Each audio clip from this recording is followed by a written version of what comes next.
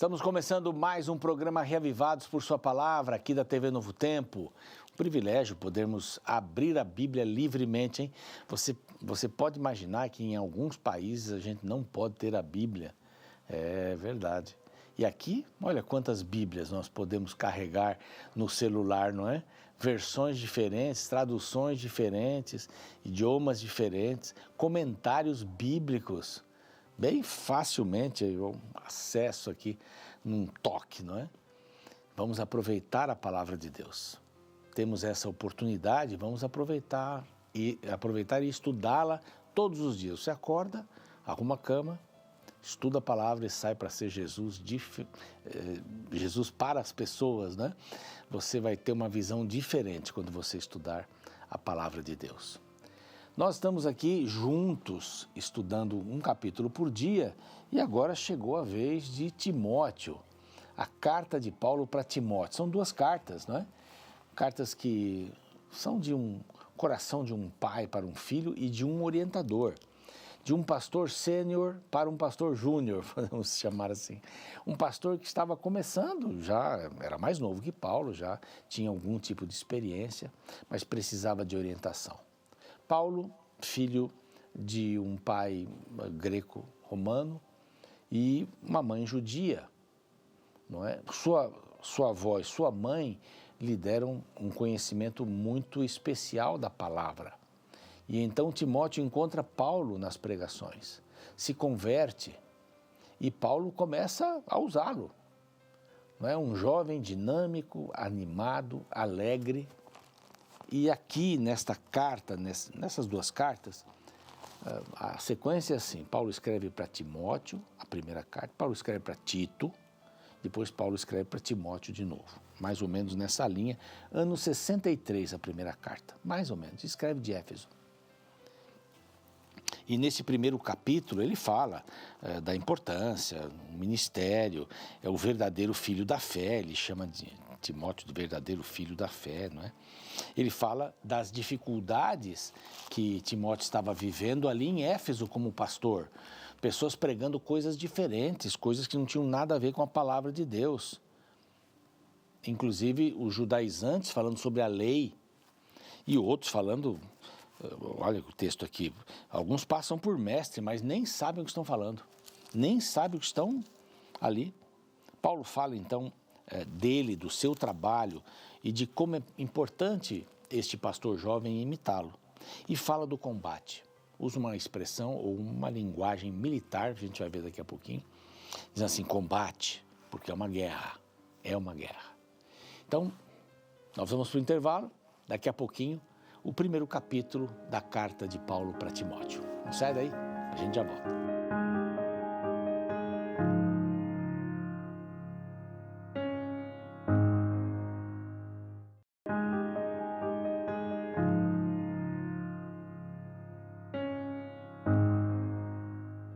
Voltamos com o seu programa Reavivados por Sua Palavra, aqui da TV Novo Tempo.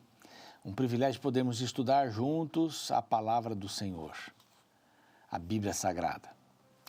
Aqui estamos já chegando nesta carta, primeira carta de Paulo a Timóteo.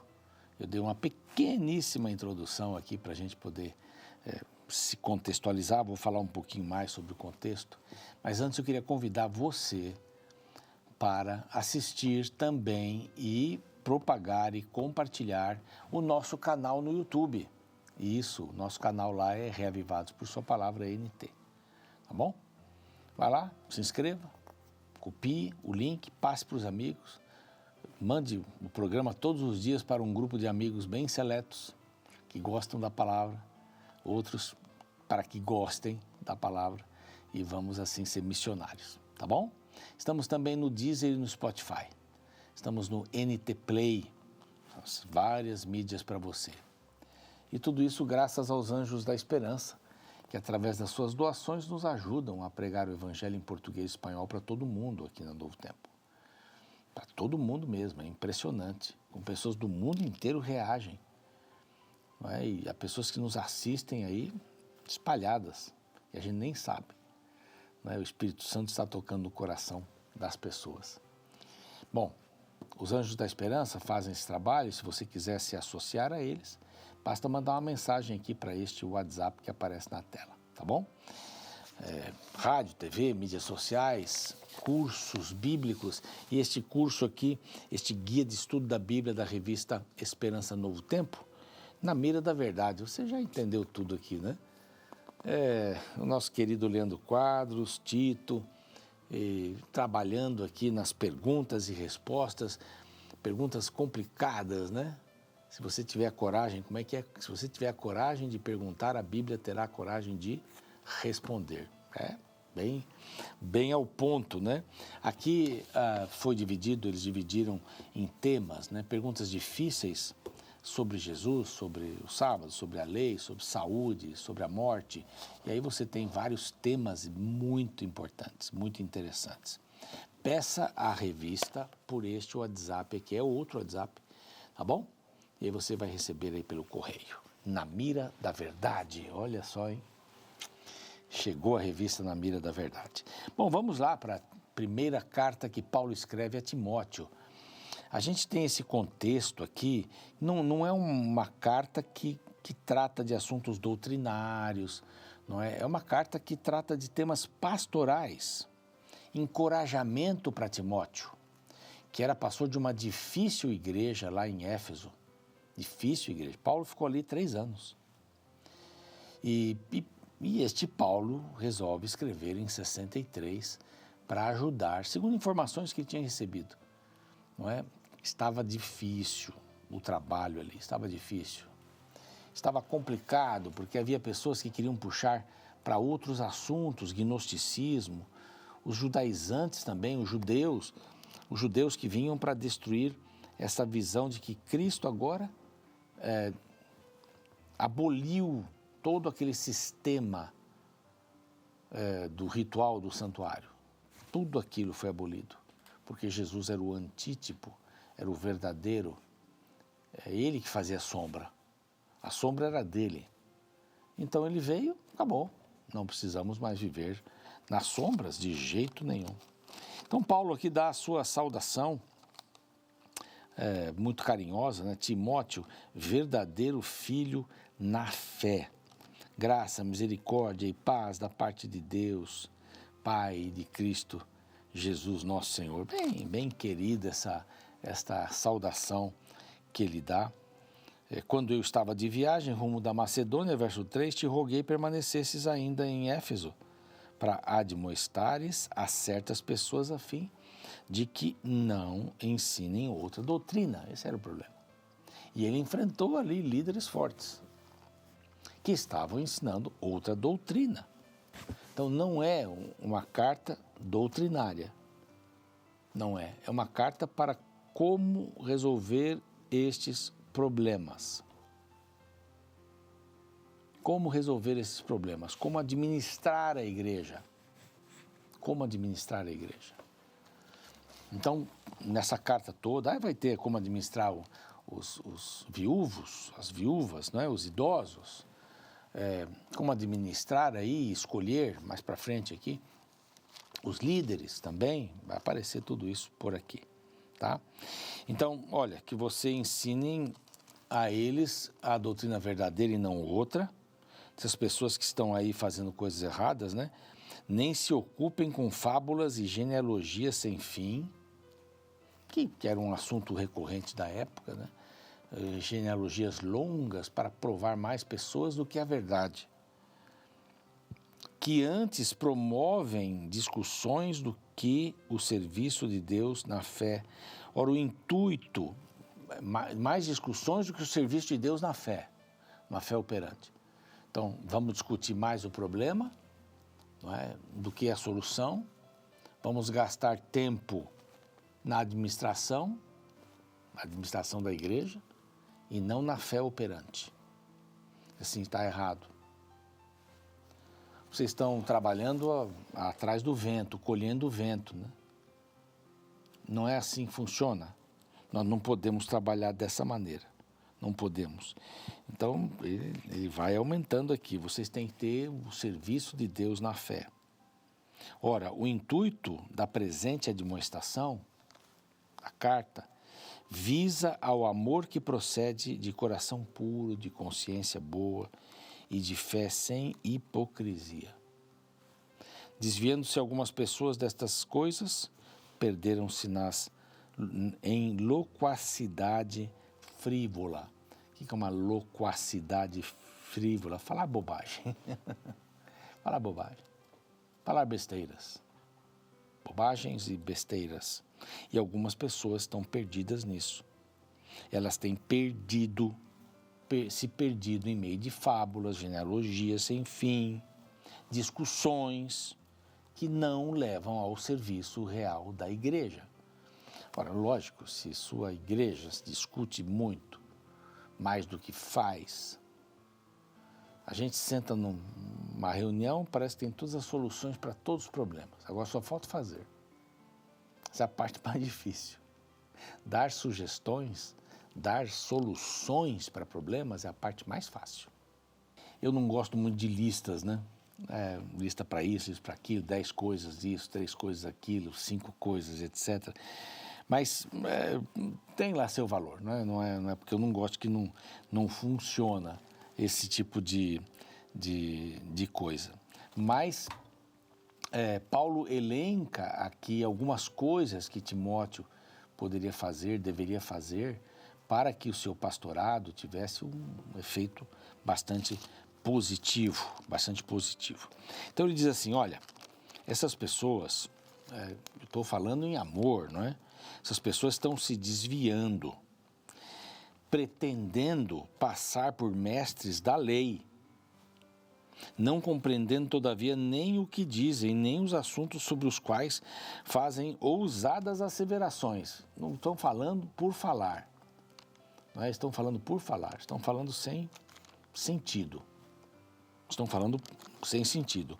Se passam por mestres da lei, que a gente já pode pensar em alguns judaizantes, né? Que sabem a lei totalmente e a prática. A prática é importante.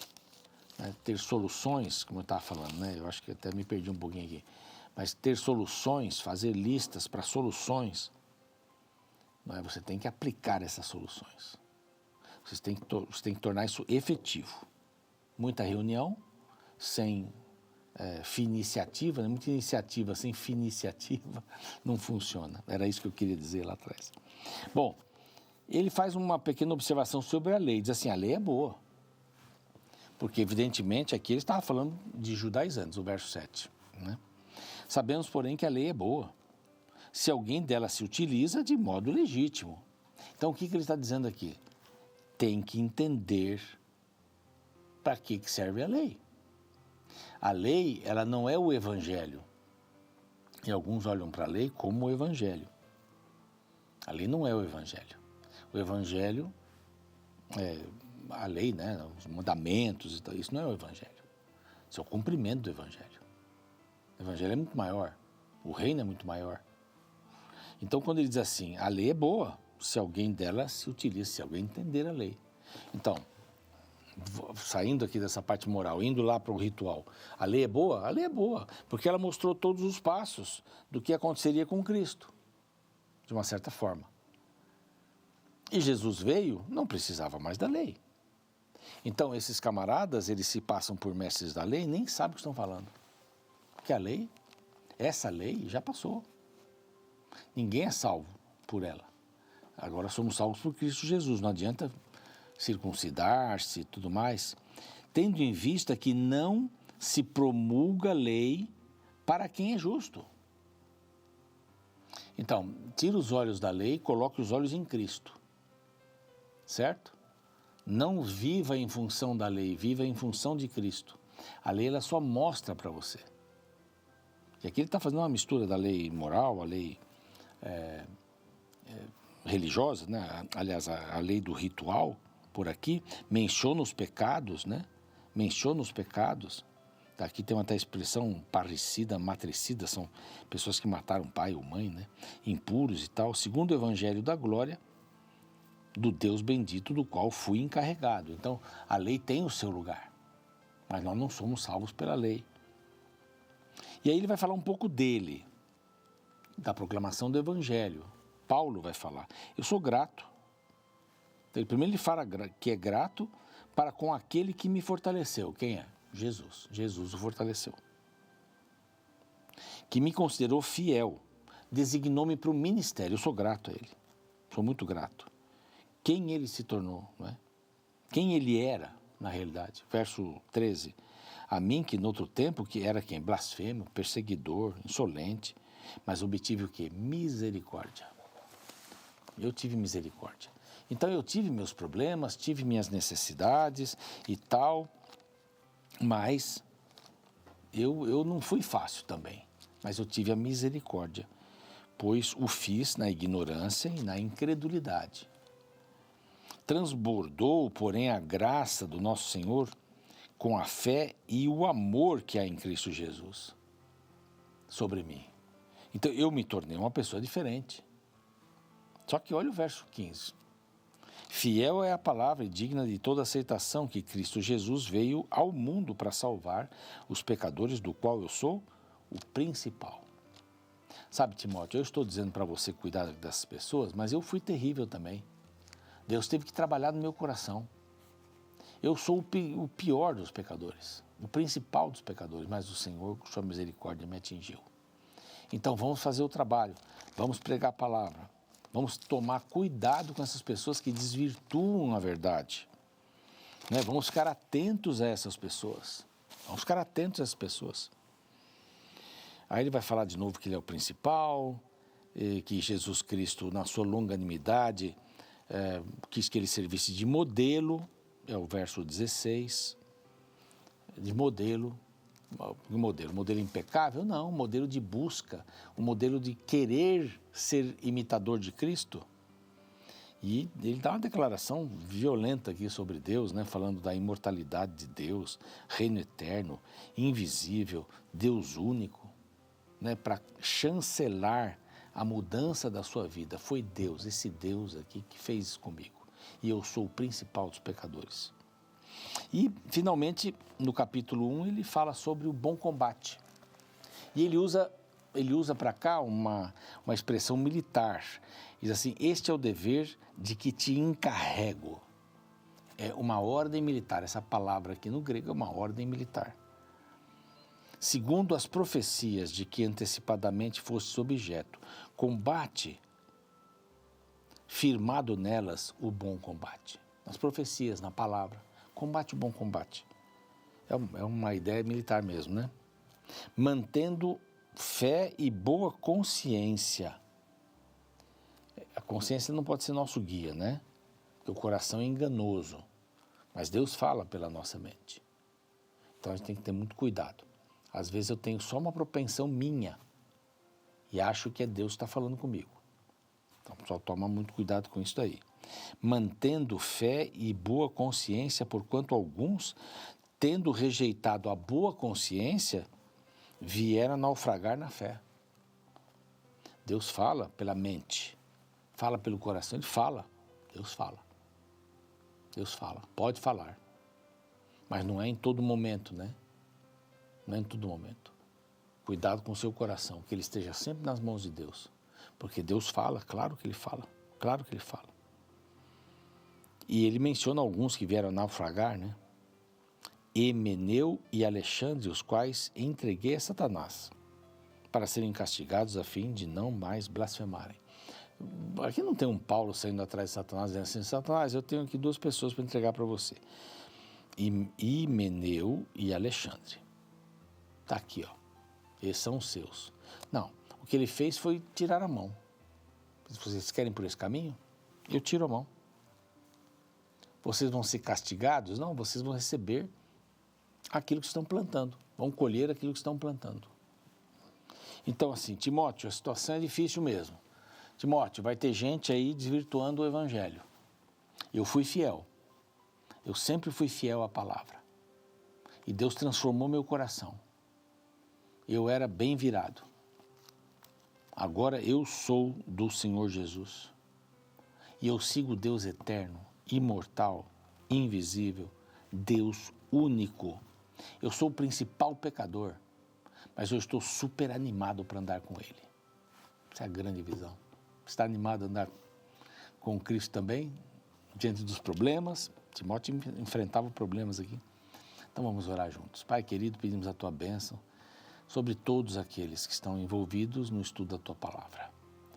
Que possamos buscar na fonte verdadeira elementos importantes para seguirmos adiante e chegarmos no Teu reino e aguardarmos a volta do Senhor Jesus, em nome dEle. Amém. Bom, a gente fica por aqui, o programa segue amanhã o capítulo 2 da primeira carta a Timóteo. Até lá.